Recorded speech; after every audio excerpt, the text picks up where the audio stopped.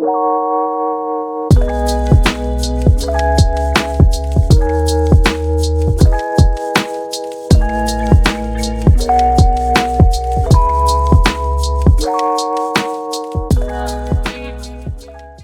Chill Crew, welcome back to the channel. And for those of you that are new, thank you for kicking it with the Chill Crew. I'm Mark Anthony, and today we're talking about Resident Evil Requiem. You saw from the thumbnail. That's what we're about to dig into, dude.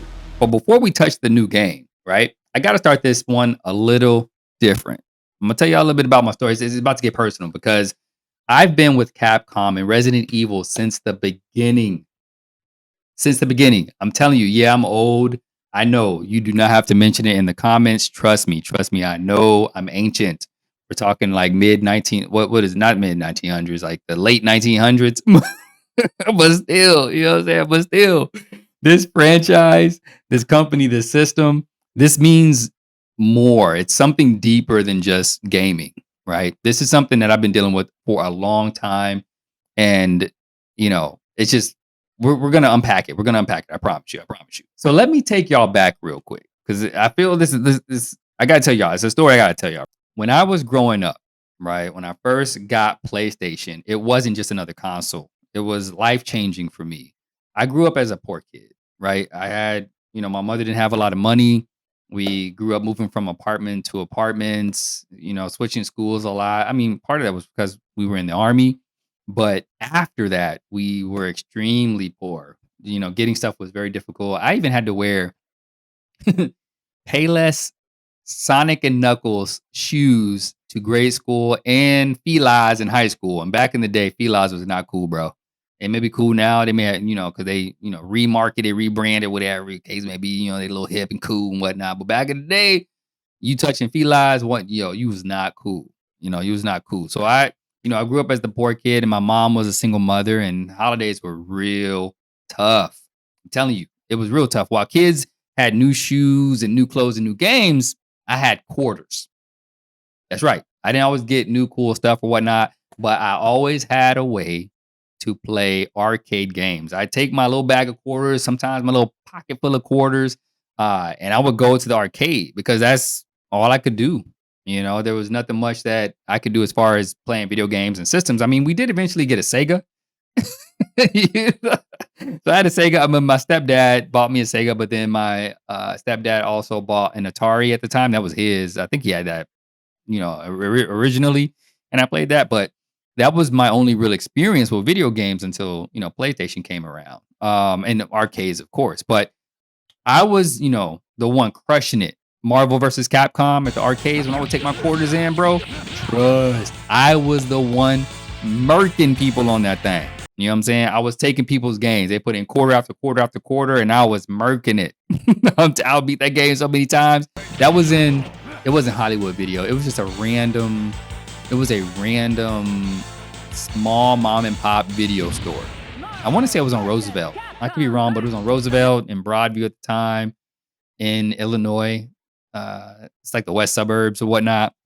Some of y'all know what I'm talking about. If you grew up in Broadview, over in that area, you know about that video store, the videotape store that was there with the arcades and the thing. You know what I'm talking about. And you know me. You know me if you was over there at that time period. You know me. You know what I did on Marvel vs. Capcom. It is what it is. I was crushing people, bro. I'm telling you. I was the kid in the hood that was taking everybody's coins straight up. I'm telling you I was. But here's the part that hits me, right? My best friend, and I'm going to tell y'all something. Best friend, his name is Gregory, right? That's all I'm going to say. His name is Gregory. I'm going to keep his other stuff private. He and his father, right? They heard I wasn't getting anything for Christmas except for some art supplies, right? Which was cool with me because it was normal. It's what I was used to getting, right? I was used to getting art supplies. I was used to getting color pencils and markers because that was my thing. I could draw anything you wanted, any person you wanted, any character you wanted. It didn't matter. I was good at drawing and illustration and painting. Is just what I did, right? It's something I was really good at. And so, my mother always hooked me up for Christmas with that. But, Gregory, when he found that out, and his dad found that out, they was like, nah, we're not letting Mark Anthony go out like that, bro. We're not letting him go out like that. So, they made sure that I, had a really good Christmas that day. And it was kind of crazy because I wasn't expecting it. When he showed up, he I want to say it was a couple days after Christmas, right? He told me, "Hey, I got a PlayStation, blah blah," and I told, "Oh yeah, I got smart supplies or whatever." So he was like, "What?" I guess he told his dad, and his dad was like, "Nah." So they basically showed up, okay, to my doors. We were living in a basement apartment. Okay, he showed up with that PlayStation, and I was like, "You brought your PlayStation over?" And he was like, "Nah, it's yours, man. We got you a PlayStation for Christmas." And I was like, "Bro," I was like, "Are you serious?" I was like, "You got me one of these." You know what I'm saying? I was like, "You got" like, look at I still bro, like, he was like, they got me the PlayStation, right? And I'm losing my mind because that was the best Christmas of my entire life. Like, getting that PlayStation from, my best friend, brother from another mother. And, we were really close. We've been close ever since. We've been friends, colleagues, dang near relatives for almost 30 something years, bro. Crazy. For almost as long as his little brother has been alive, we've been that close and connected, through all the moves I've had in the entire world, countries and whatnot. We've always been connected, so it's really cool. But once I got that PlayStation, bro, I'm telling you, I played that thing like it was oxygen. Oxygen. I breathed that thing in nonstop, bro. I promise you. I was getting down on that thing every day. My mother had to bust in that room. Go, take your little butt to sleep. She ain't say little butt. She said something else, but I'm gonna bring on that to the channel. You know what I'm saying? But she would, and I wonder how she even knew that I played the game that late. Like, I had it on mute. I struggled with the subtitles in the game. I'm like, yo, she can't be knowing I'm playing how. But I didn't realize that she could see the light under the door. When she realized that, I would put the towel to block the door, at night so I could play a little longer. You know what I'm saying? I got away with it too. She never really busted in there when I put the towel down at night, instead of play the games. She ain't do that. She ain't do that. But anyway, I say all that to say that, you know, Capcom and I go way back. The PlayStation thing, getting a PlayStation. I want to hold it up one more time for y'all. Getting this PlayStation, okay, because this is in my headphones. This is real, okay. I have it still, and I'm gonna hook this up to the TV back there. I'm gonna play some PlayStation games. I got actually I got Vagrant Story right there, and I think Xenogears is right there. Yeah, so if y'all zoom in, y'all will see it. But I will play some PlayStation games. Stop playing with me. I will play those. You know what I'm saying? But getting back to the video, man. Getting back to the video. This is Resident Evil 2 and the memories that I have with it, right? Resident Evil 2, as many of you all probably don't know, came out in the late 1900s. Okay. Um, oh, okay. Yeah, yeah. Came out in the late 1900s, bro, right? And that Resident Evil 2, it came into my life, and when I say it was on and popping, it was on and popping. Everybody was talking about Resident Evil 2, this new scary game by Capcom, bro, and everybody wanted to try it out and dig into it, but everybody couldn't beat it because we was all young and scared, and it was terrifying. That game was terrifying. It was terrifying. I'm not gonna lie to you. That game was super scary, bro. It took me like 2 to 3 years to beat that game because I got terrified and had to stop playing. I don't know if that happened to nobody else, but if anybody else experienced that, you let me know because it took a couple years for me to get through that game while other people was beating it, same night. You know what I'm saying? I know people play that thing hardcore. And I'm up here like, look, let me take it slow. I gotta creep around the corner. I can't see it. I can't see around the corner because the camera not moving. It's this fixed position is kicking my butt, because I can hear. But you couldn't tell how close they were. All you heard was the footsteps, them like spongy, gushy footsteps. And I was terrified, bro. I was super, super terrified. But yeah, because I was in grade school, right? I was in grade school. So yeah, I was like, super scared, but I'm seasoned. I told you I'm old, bro. I'm seasoned. You see the pepper on the thing, salt and pepper thing going on. I'm seasoned. I'm old, But from that moment forward, I played every Resident Evil, bro. Resident Evil 2, Resident Evil 3, with Nemesis, Resident Evil 4. And the crazy part about it, Resident Evil 4 was on GameCube. By then I had a job, saving money, even worked at GameStop in high school and college. So I had a discount. I had a discount gang. Like straight up, you already know. Like I was using that discount every day. Every time I got paid, it went right back to GameStop. Yo, my mom was he like, why you buying all these games? Why you got a lot? I was like, Mom, hey, look, I got a job at GameStop for a reason. You know what I'm saying? So I got the GameCube game, bought Resident Evil 4, played that, beat that, fun experience, man. And I'll never forget the moments that I've had with Capcom. Like Capcom, if you ever watch my videos, I don't know if you ever will. I'll tag you guys in this. I will at you guys. I don't know what I got to do to get attention from you all. Maybe have like 14 million subscribers or something crazy like that. But Capcom has been with me since the beginning of PlayStation, since the beginning of Capcomism. It's been a fun ride and one that I enjoy. I enjoy playing all the games and supporting Capcom, and I'll continue to do that. Resident Evil Requiem is definitely going to be a game that I'm going to continue to support. One that I'm super excited to play, and one that we're going to talk about right now. We're going to talk about some assumptions, some things that I think may be, you know, brought to light very soon, and that is, very important in the next segment, right? So I say all that to say this: it's been a long run, Capcom, a very long one, and I totally understand, right? I totally understand if Resident Evil Requiem ends up being Leon's goodbye. I totally understand it. And I know some people in the comments may say, yo, you crazy. That's a big statement. I know. I know. But Leon's been with us a long time. And Capcom can't keep running him forever. They can't. Bro, he's been around since the early 1900s. It's been a long time, bro. So, with that being said, having, Leon, having his time due, I think this would be a good moment, a good game to do that. And, if Capcom did that, it would make more sense. It would make a lot of sense. I mean, let's just go through the journey, right? Let's go through it. Let's really look at Leon S. Kennedy's journey. Okay. Resident Evil 2, right? Rookie cop, first day on the job, absolute nightmare. Talking about starting a job, not knowing nothing and being thrown in the deep end right away. You know what I'm saying? Everybody getting deleted around you. You know what I'm saying? Like everybody. You know what I'm saying? And he can't keep anybody alive. Everybody he runs into is ended up getting murked. All right.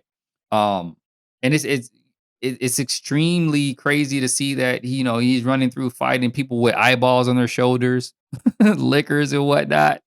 You know what I'm saying? Marvin's sitting there chilling like, just go. You know what I'm saying? Like it's just crazy, like to see what he's gone through in Resident Evil 2. And then, he spent some time doing his thing, right? Training up, getting himself right, getting his mental right. And then we get Resident Evil 4 with the Las Plagas infection, physical and psychological trauma. All right. He's getting infected with this virus thing, with the insect parasite, right? And having to deal with everyone in the village. Mandalo! You know what I'm saying? You know what I'm saying? Modo Despedil. Modo Despedil. Y'all know what I'm talking about, bro. He's dealing with all that craziness, man. And ain't nobody go to bingo. I don't know why he made that joke. But, Leon's been through some crazy stuff. And then the government missions, right? The bioterrorist incidents, the constant exposure to viruses and mutants. Over time, I mean, even in the animated videos, right? You have gaps in between games, gaps in between Resident Evil 4 and then Resident Evil 6 where he reappears again. There's missions that he has undertaken that all kind of relate or circle around the idea of the games, right? Through the movies and different storylines and media that's out there, right? But what we have to realize is Leon isn't a Marvel superhero. That's one of the biggest things we have to realize is that he is not invincible. He's human. He's a human dude. He's a regular dude with some real good game sense. Okay? Real good game sense and knows a lot of tactical stuff going like Jason Bourne or Resident Evil type stuff. You know what I'm saying? He can get down. All right. But at the end of the day, he still ages. We have Ashley getting older. We have Sherry getting older. We have a lot of other people that, and I say Sherry because that might be this lady with the glove and the hair. That might be Sherry Birkin. You never know. I mean, he's going back to Resident Evil, Raccoon City and Resident Evil. I mean, come on. It could be. Let's just, you know what I'm saying? I digress. He's been super soldier through the whole experience, right? But his body has limits. Okay. He's carrying scars, emotional and physical, right? Again, as we see in lots of content, he has the scars on his neck, some type of infection, some type of thing going on his neck.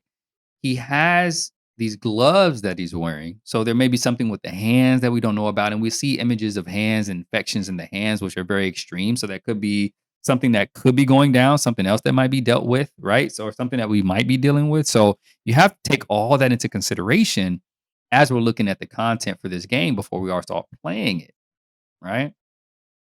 So talking about that theory is just a good gap, a good bridge, segue, I guess you could say. But now that we have Resident Evil Requiem, we're seeing imagery that feels kind of like symbolic, right? And the scar on his neck, as I mentioned before, the black gloves I mentioned as well.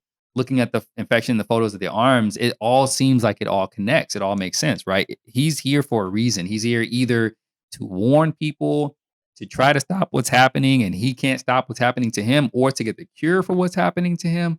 There's a bunch of things we can draw from this, but I think that this is deeper. It's a lot deeper for Capcom. It's a lot deeper for Leon, right? What we're currently looking at is an infection that roots in the hands first, maybe, right?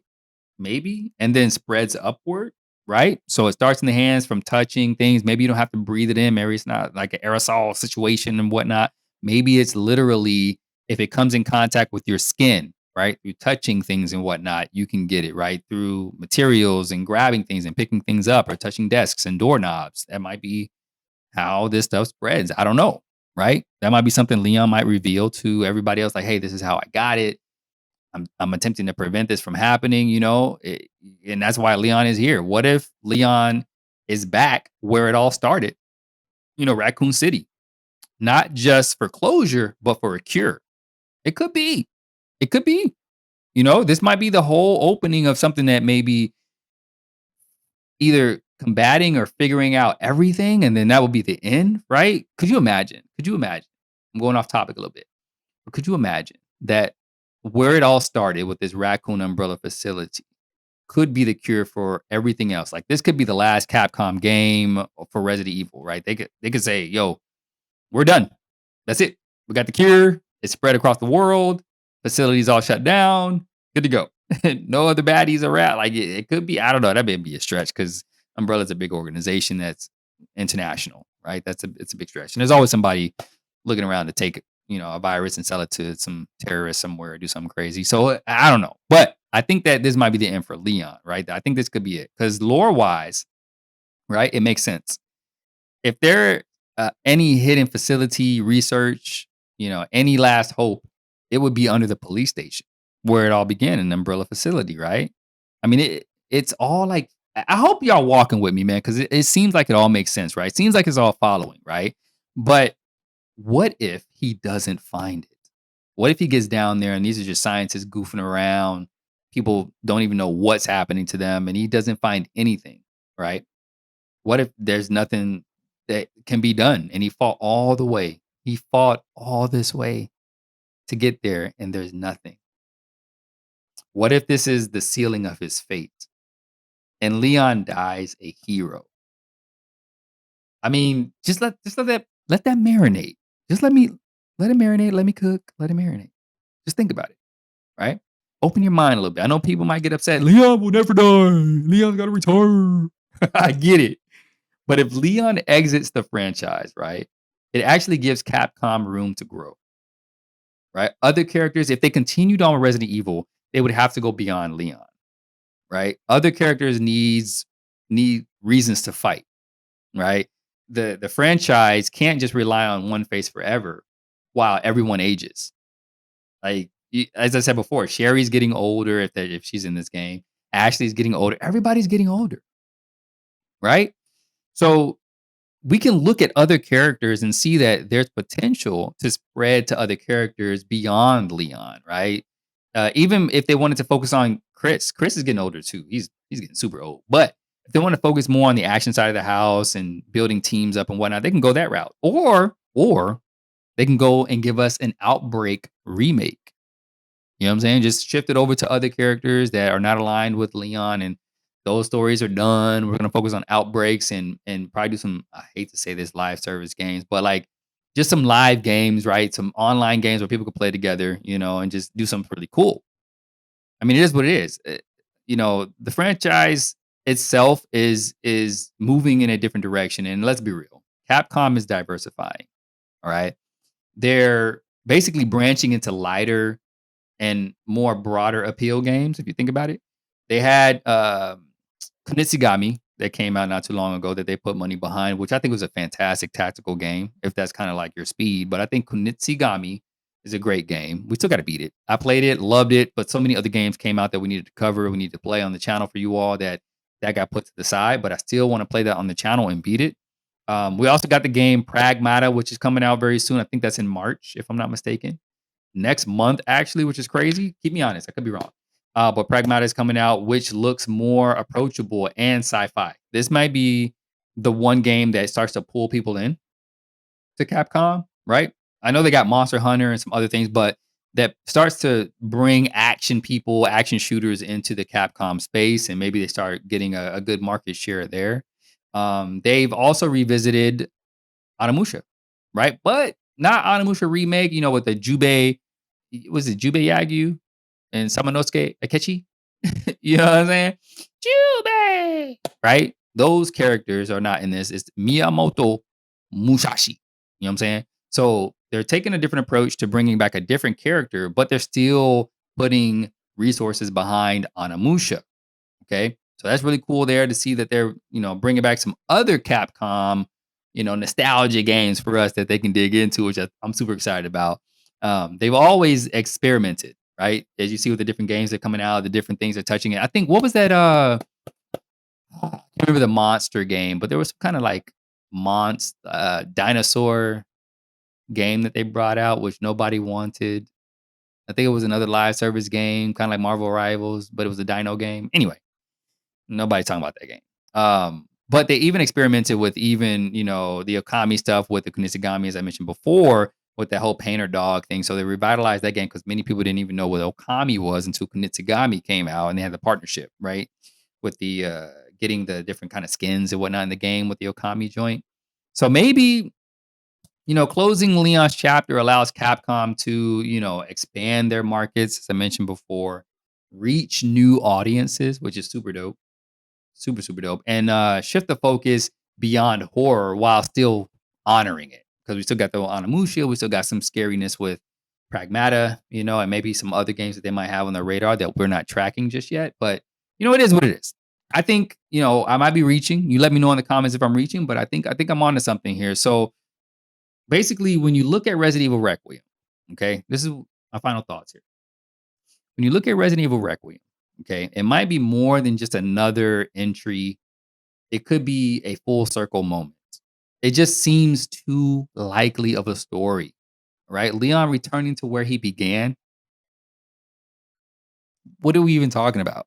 You know what I'm saying? Like, he's returning to where he began, okay? Facing what he's become, okay?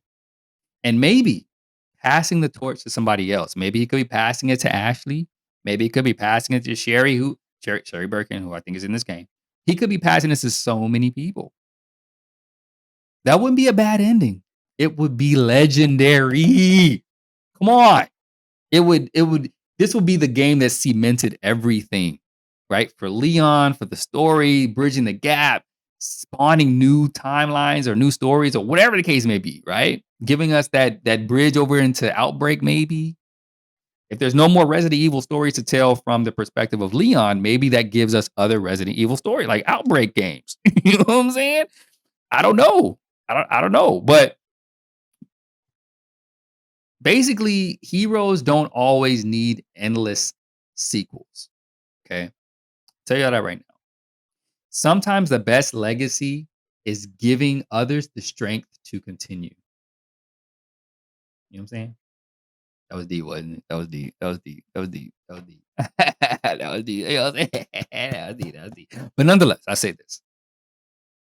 If you enjoyed this breakdown, make sure to like, comment, subscribe. That's the only way that this channel can continue. That's the only way that, we can start having more conversations and keep it going. And your support truly matters to me, truly matters to the community of Chill Crew Gaming, which we're gonna shift to a new website as well. We're gonna shift to a new website. I'm redesigning the website so we can have more of the purpose on the website.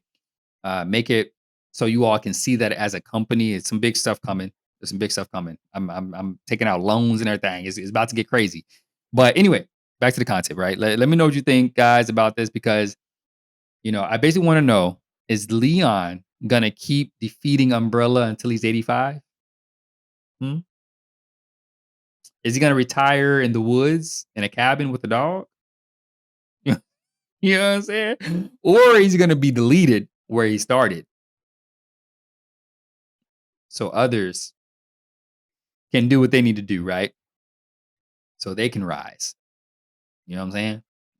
Until then, Chill Crew, you know what to do. Stay cool. Peace. Hitting the mic and everything. Crazy. Crazy, crazy.